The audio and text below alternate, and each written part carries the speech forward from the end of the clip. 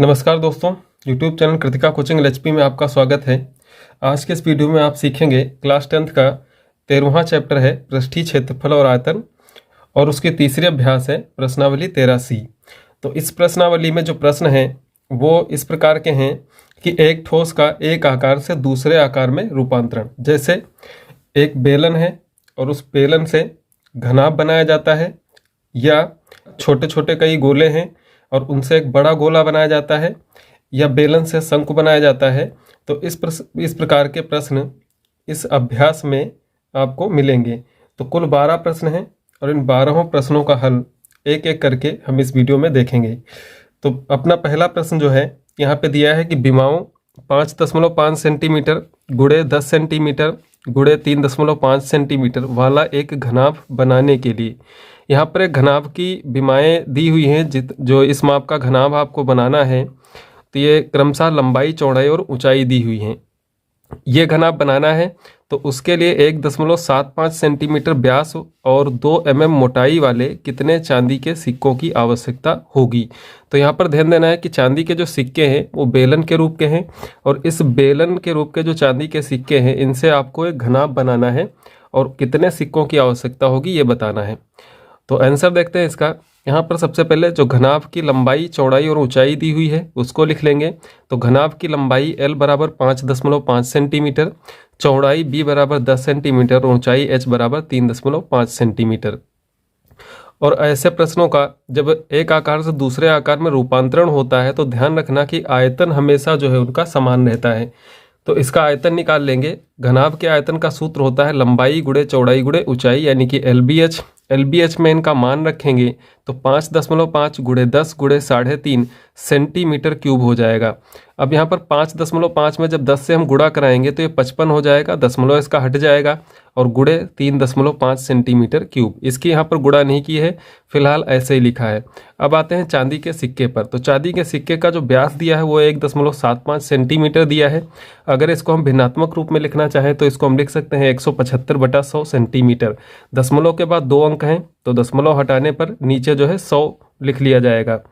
इसको जब हल करेंगे काट करके तो बचेगा ये 7/4 सेंटीमीटर। इसको 25 से काट सकते हैं, 25 चक्कू 100 और 25 सत्ते 175 होता है। 7/4 सेंटीमीटर व्यास है।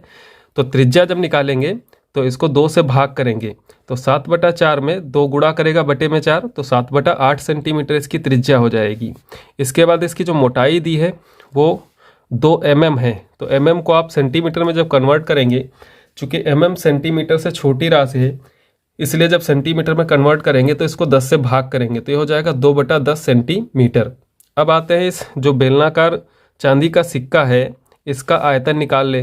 तो इसके आयतन का सूत्र जो है वो बेलन का सूत्र लगेगा। तो बेलन का सूत्र होता है आयतन का πr² h। यहाँ पर पाई का मान 22/7, r² 7/8 गुणे 7/8 और गुणे h इसकी 2/10। हल करेंगे तो इसको काट सकते हैं, 7 से 7 कैंसिल हो जाएगा। इसके बाद 2 से 22 को काटा तो 11, और उसी 2 से 8 को काटा तो 4, और इसके बाद 2 दूनी 4 यहाँ पर, और यहाँ से ये 2 कट जाएगा। तो गुणा जब करेंगे तो 11 और 7 की गुणा 77, और नीचे आपका बचता है 8 दूनी 16, 16.160। तो 77/160 सेंटीमीटर क्यूब एक चांदी का जो सिक्का है उसका आयतन इतना होगा। अब सिक्कों की संख्या निकालनी है। तो जो घनाभ का आयतन है 55 गुणे 3.5 सेंटीमीटर क्यूब, उसको भाग कर देंगे जो एक सिक्के का आयतन है 77/160 से। तो जो बटे वाला 160 है ये ऊपर अंश में आ जाएगा। तो यहाँ से इसको लिख लेंगे 55 गुणे जो 3.5 था इसको 35/10 लिख लेंगे, और 160 जो बटे वाला है ऊपर अंश में आ जाएगा। नीचे आपका 77 गुणे 10। इसको काटेंगे तो 11 से जब काटेंगे तो 11 सत्ते 77 और 11 पचे 55, और इसके बाद 7 से 7 एकम 7, 7 पचे 35। 10 का एक जीरो, 160 का एक जीरो कैंसिल हो जाएगा, और इसके बाद 5 की गुणा कराएंगे तो 25 और गुणे 16, तो 25 गुणे 16 बचता है, और इसकी जब गुणा होगी तो 400। तो यहाँ पर 400 चांदी के सिक्के होंगे जिनको पिघला करके आप जो है 5.5 गुणे 10 गुणे 3.5 सेंटीमीटर माप का एक घनाभ बना सकते हैं। तो दूसरा प्रश्न है इसका, क्रमशः 6 सेंटीमीटर, 8 सेंटीमीटर और 10 सेंटीमीटर त्रिज्याओं वाले धातु के 3 ठोस गोलों को पिघलाकर एक बड़ा गोला बनाया जाता है। इस गोले की त्रिज्या ज्ञात करिए। यहाँ पर 3 छोटे छोटे गोले दिए हैं जिनको पिघला करके एक बड़ा गोला बनाया जाता है और बने उस बड़े गोले की त्रिज्या ज्ञात करनी है। तो इसमें भी जो 3 छोटे छोटे गोले हैं उनका कुल आयतन एक जो बड़ा गोला बनाया गया है उसके कुल आयतन के बराबर रहेगा। तो यहाँ पर मान लेंगे छोटे गोलों की जो त्रिज्याएं हैं इनको R1, R2 और R3 करके, तो R1 बराबर 6 सेंटीमीटर, R2 बराबर 8 सेंटीमीटर और R3 बराबर 10 सेंटीमीटर। तब दिए गए तीनों गोलों का कुल आयतन यहाँ पर एक ही में आयतन निकाल लेंगे, V बराबर V1 plus V2 plus V3। अब गोले के आयतन का सूत्र होता है 4/3 पाई R क्यूब। चूँकि यहाँ पर त्रिज्याएं R1, R2, R3 हैं, तीनों अलग अलग हैं, इसलिए पहला जो V1 होगा वो 4/3 पाई R1 क्यूब होगा, V2 4/3 पाई R2 क्यूब होगा और V3 जो होगा वो 4/3 पाई R3 क्यूब होगा। यहाँ से आपको 4/3 पाई कॉमन मिल रहा है, तो 4/3 पाई कॉमन लेने के बाद ब्रैकेट में आपका बचेगा R1 cube plus R2 cube plus R3 cube. अब मान रखेंगे इनके 4/3 गुणे पाई का मान 22/7 रखेंगे और R1 का मान जो है 6 है तो 6 का क्यूब, R2 का मान 8 है तो 8 का क्यूब और R3 का मान 10 है तो 10 का क्यूब। इसके बाद 4/3 गुणे 22/7 गुणे 6 का क्यूब 216, 8 का क्यूब 512 और 10 का क्यूब 1000। इन सबको जब जोड़ते हैं तो आता है 1728। तो 4/3 गुणे 22/7 गुणे 1728 सेंटीमीटर क्यूब इन तीनों जो छोटे छोटे गोले हैं इनका कुल आयतन है। अब मान लीजिए यहाँ पर जो बड़ा गोला है उसकी त्रिज्या कैपिटल R है, तब नए गोले का आयतन जो बड़ा गोला बनेगा उसके आयतन का भी सूत्र चूंकि गोला ही है इसलिए 4/3 पाई कैपिटल R क्यूब होगा। इन दोनों के आयतन समान होंगे इसलिए 4/3 पाई R क्यूब जो कैपिटल R है बराबर होगा 4/3 पाई गुणे 1728 सेंटीमीटर क्यूब जो इससे पहले आया था। यहाँ पे पाई का मान रख दिया था, यहाँ पर पाई का मान मत रखिए क्योंकि पाई पाई कैंसिल हो जाएगा।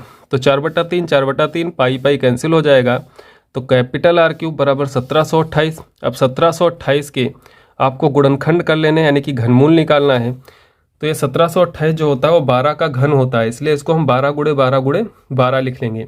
तो घनमूल से ये 12 बाहर निकल के आएगा तो R बराबर 12 सेंटीमीटर, अतः गोले की जो त्रिज्या है वो 12 सेंटीमीटर है। तीसरा प्रश्न है इसका कि त्रिज्या 4.2 सेंटीमीटर वाले धातु के गोले को पिघलाकर त्रिज्या 6 सेंटीमीटर वाले एक बेलन के रूप में ढाला जाता है, तो बेलन की ऊंचाई ज्ञात कीजिए। यहाँ पर एक गोला है और गोले को पिघला करके एक बेलन बनाया जाता है, तो यहाँ पर भी इन दोनों के आयतन समान रहेंगे। तो जैसा कि दिया है आपको गोले की त्रिज्या 4.2 सेंटीमीटर, गोले का आयतन निकाल लेंगे, सूत्र है 4/3 पाई R क्यूब, मान रखेंगे 4/3 पाई R का मान 4.2 क्यूब और सेंटीमीटर क्यूब इसका मात्रक होगा। इसके बाद बेलन जो आपको बनाना है उसकी त्रिज्या दी है 6 सेंटीमीटर। मान लीजिए जो ऊंचाई ज्ञात करनी है, माना बेलन की ऊंचाई h है, तब बेलन का आयतन जो होगा गोले के आयतन के बराबर होगा। बेलन के आयतन का सूत्र होता है पाई R² h और इधर से आपका 4/3 पाई ब्रैकेट में 4.2 h का मान निकालना है। पहली बात यहाँ से पाई पाई कैंसिल हो जाएगा, उसके बाद जो R² है यानी कि जो बेलन की त्रिज्या है वो भाग में जाएगी दूसरे पक्ष में, तो h बराबर होगा 4 गुणे 4.2 जो घात 3 लगी थी इसको 3 बार गुणे में लिख लेंगे और बटे में 3 है और ये 2 बार जो आपका R है 6 गुणे 6 आएगा। इसके बाद इसको हल करेंगे, काटेंगे तो यहाँ पर 4.2 4.2 4.2 दशमलव के बाद एक एक अंक है इसलिए दशमलव हटाने के बाद 10 10 10 3 बार जो है इसको लिख लेंगे। इसके बाद हल करेंगे तो 6 से ये 42 कट जाएगा तो 6 सत्ते 42, इसके बाद इस 6 से 6 सत्ते 42 कट जाएगा और 3 से काटेंगे तो 14 तियाँ 42 होता है। यहाँ पर आप गुणा करेंगे 4 गुणे 7 गुणे 7 गुणे 14 की तो 2744 आता है और बटे में यहाँ पर भाग में 10 गुणे 10 यानी कि 1000 और 1000 से जब भाग करेंगे तो 3 जीरो होते हैं 1000 में, इसलिए दाईं तरफ से गिन करके 1 2 3 यानी कि 2 और 7 के बीच में यहाँ पर दशमलव लग जाएगा तो 2.744 सेंटीमीटर उस बेलन की ऊंचाई होगी। प्रश्न 4 है इसका कि व्यास 12 सेंटीमीटर और ऊंचाई 15 सेंटीमीटर वाले एक बेलन के आकार का बर्तन आइसक्रीम से पूरा भरा हुआ है। इस आइसक्रीम की ऊंचाई 12 सेंटीमीटर और व्यास 6 सेंटीमीटर वाले शंकुओं से भरा जाना है, यानी कि जो आइसक्रीम है इसको 12 सेंटीमीटर ऊंचाई और 6 सेंटीमीटर व्यास वाले शंकु हैं उनमें भरना है, जिसका ऊपरी सिरा अर्धगोलाकार होगा। उन शंकुओं की संख्या ज्ञात कीजिए जो इस आइसक्रीम से भरे जा सकते हैं। तो जो बेलन का आकार का जो बर्तन है, जिसकी व्यास दिया हुआ है 12 सेंटीमीटर, ऊंचाई दी है 15 सेंटीमीटर, तो सबसे पहले इस बेलनाकार बर्तन का आयतन ज्ञात करेंगे तो हमें पता चलेगा कि इस बेलनाकार बर्तन में कितनी आइसक्रीम है। उसके बाद जो शंक्वाकार बर्तन है जिस पर के एक अर्धगोला बना हुआ है, तो अर्धगोला के आकार की आइसक्रीम उसमें भरी जाएगी ऊपर तक, तो उसका कुल आयतन ज्ञात करेंगे, जिससे पता चलेगा कि एक शंक्वाकार बर्तन में कितनी आइसक्रीम आती है। फिर बेलन के आयतन को इस शंक्वाकार बर्तन के आयतन से भाग करेंगे तो शंकुओं की संख्या निकल के आएगी कि कितने शंकु उसमें आइसक्रीम से भरे जा सकते हैं।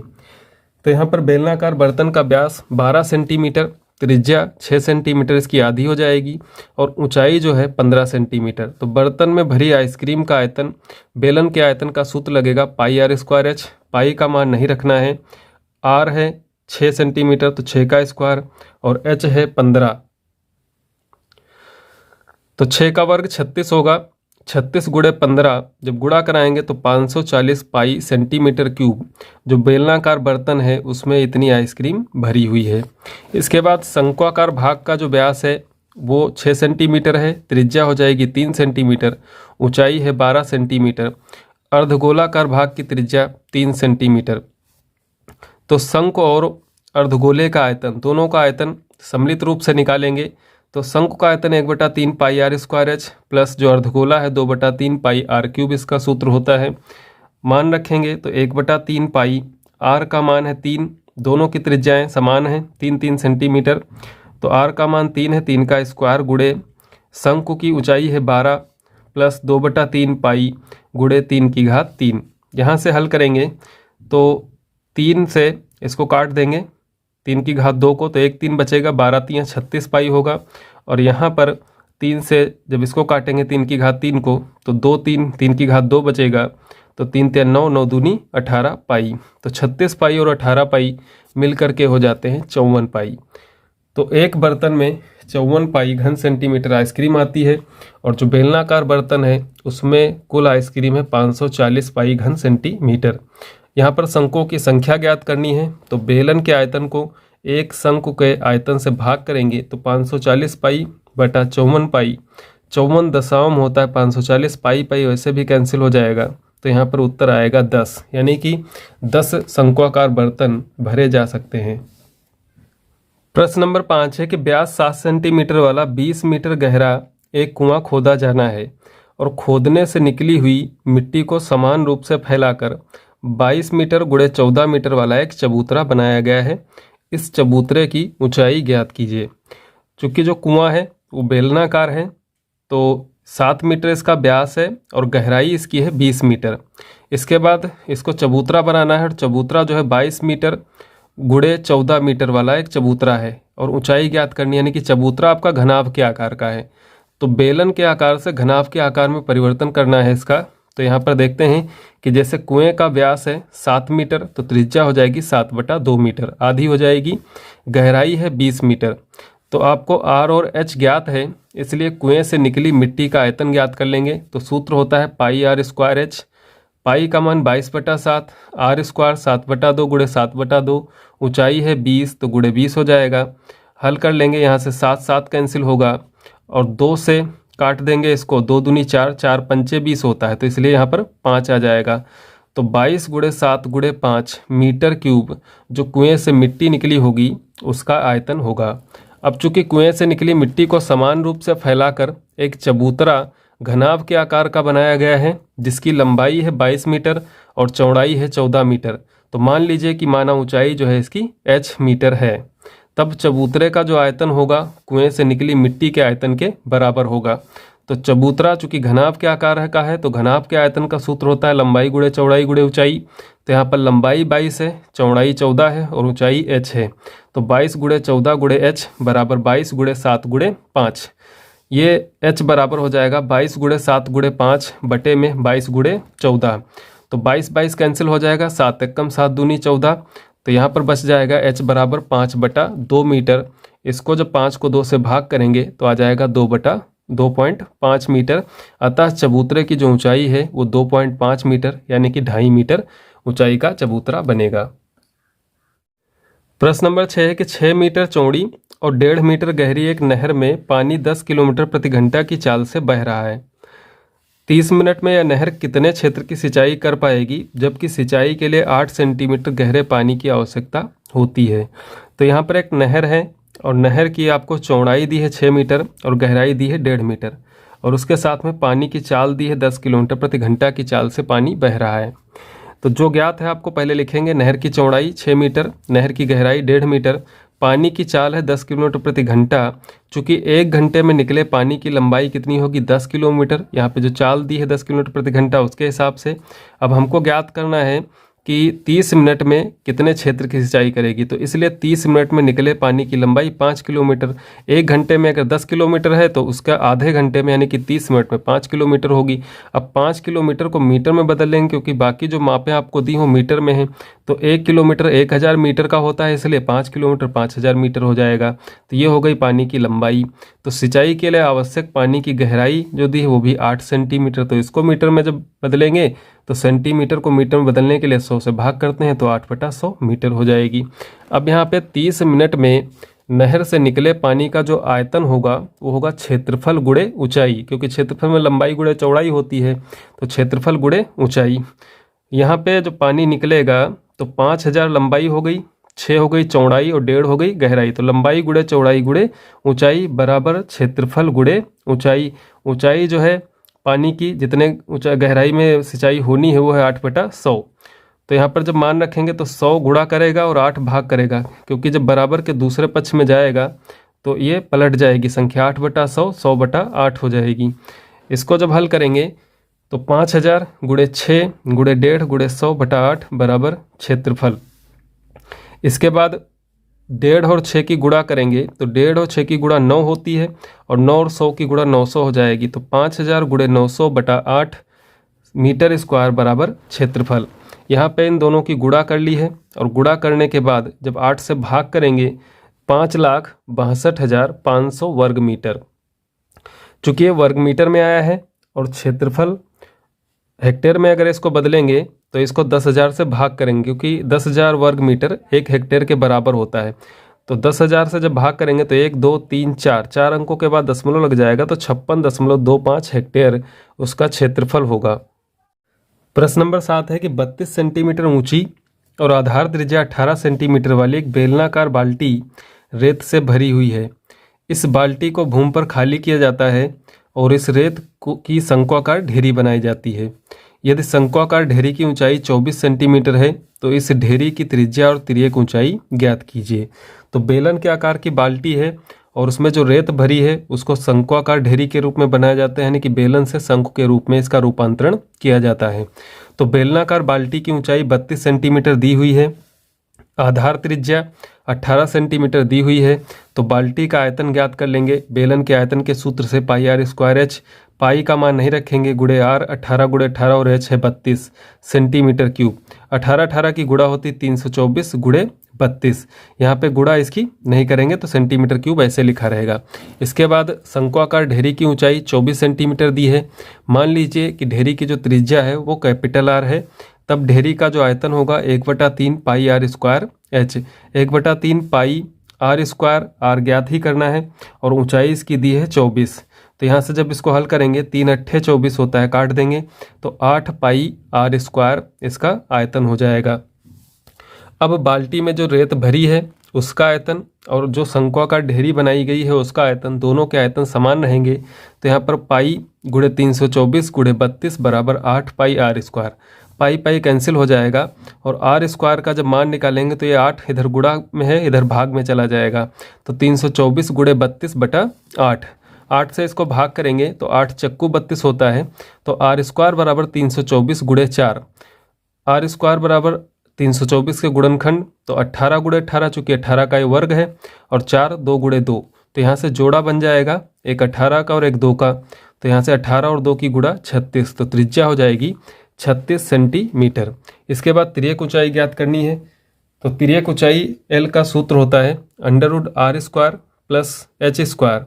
आर का मान अभी निकाला है 36, तो 36 का स्क्वायर, और ऊंचाई इसकी 24 सेंटीमीटर दी हुई है, तो 24 का स्क्वायर। 36 का स्क्वायर होगा 1296 प्लस 24 का स्क्वायर होगा 576। दोनों को जब जोड़ा जाएगा तो 1872 होगा। वर्गमूल निकालेंगे इनका, तो इनके गुणनखंड कर लेंगे 1872 के। 144 गुणे 13, 144 का वर्गमूल 12 होता है। 13 का वर्गमूल जो है चूंकि पूर्ण वर्ग संख्या नहीं है इसलिए √13 रह जाएगा। तो जो एल का मान होगा तिर्यक ऊंचाई वो 12√13 सेंटीमीटर होगा। प्रश्न नंबर 8 कि एक धातु का गोला जिसका व्यास 8.4 सेंटीमीटर है को पिघलाकर व्यास 12 सेंटीमीटर वाले एक बेलन के रूप में ढाला जाता है।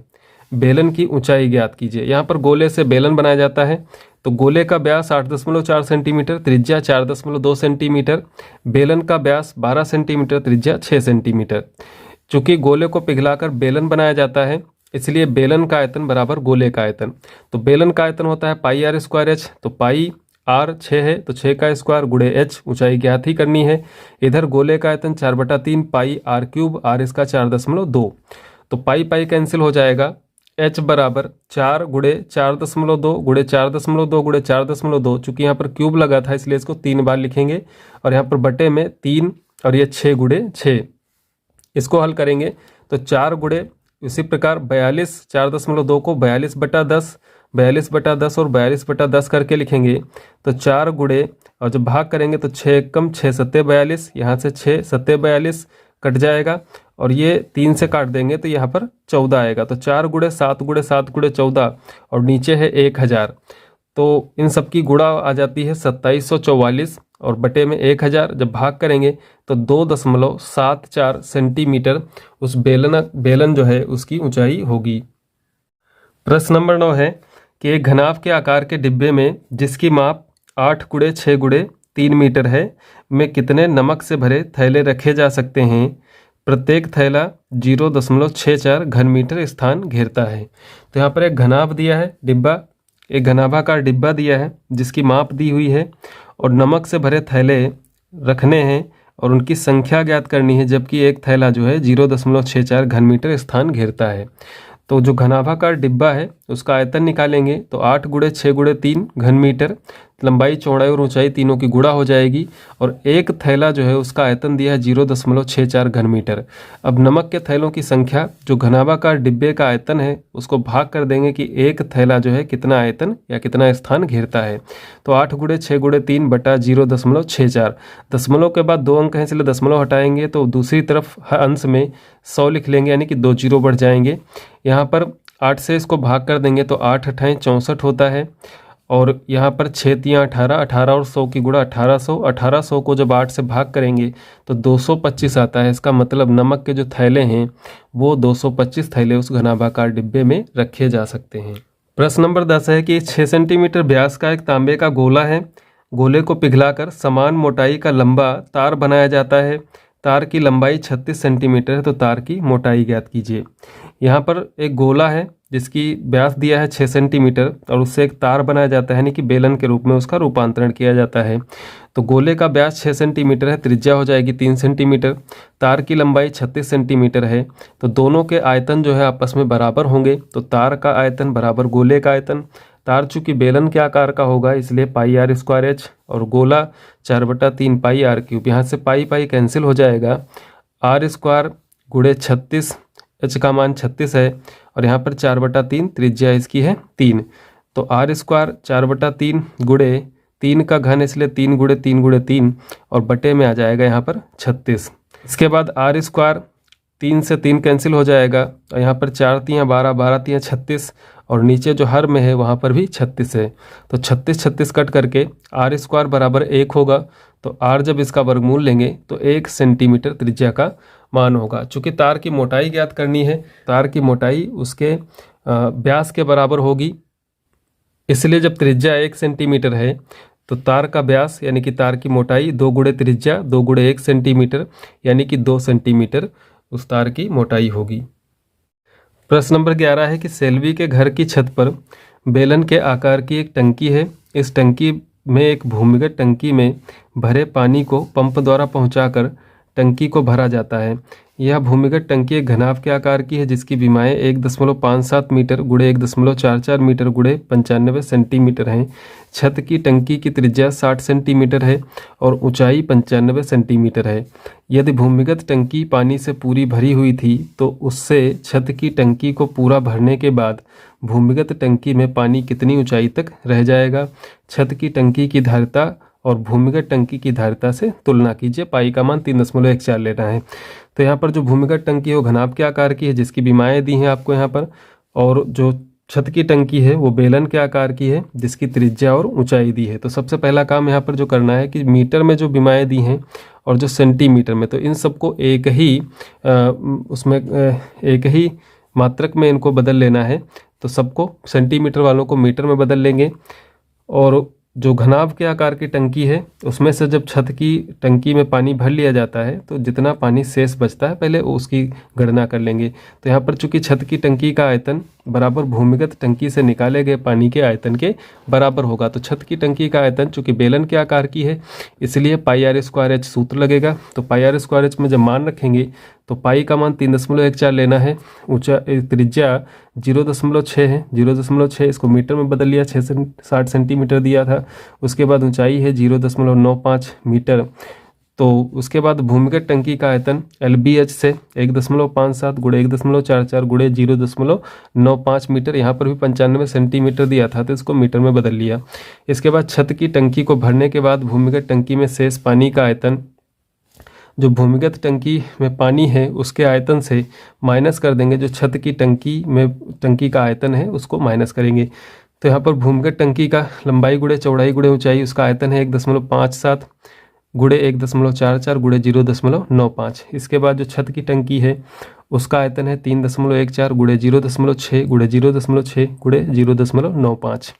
यहाँ पर 1.57 1.44 को लिख लेंगे 2 गुणे 0.72, 72 दूना 144 होता है और गुणे 0.95। यहाँ पर जो 314 यानी कि 3.14 है इसको लिख लेंगे 1.57 गुणे 2 और उस 2 की गुणा करा देंगे इस 0.6 ये हो जाएगा 0.36, इसमें गुणा होगी तो 0.72 गुणे 0.95। उसके बाद कॉमन ले लेंगे, 3 संख्याएं यहाँ पर कॉमन मिल रही हैं तो यहाँ पर ब्रैकेट में अगले बचता है 2 - 1। ये गुणा करेगा 2 से 1 घट करके 1 बचेगा, 1 गुणा करेगा तो इतना ही रह जाएगा 1.57 गुणे 0.72 गुणे 0.95।